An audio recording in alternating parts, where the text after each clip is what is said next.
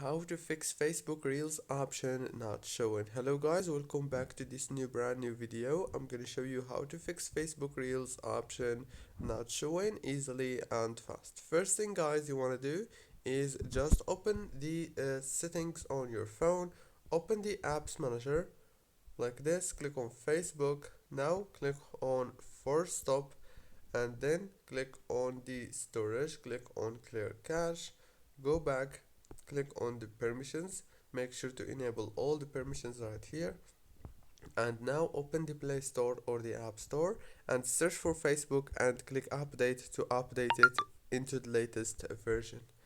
That's it guys for today's tutorial, very easy and simple.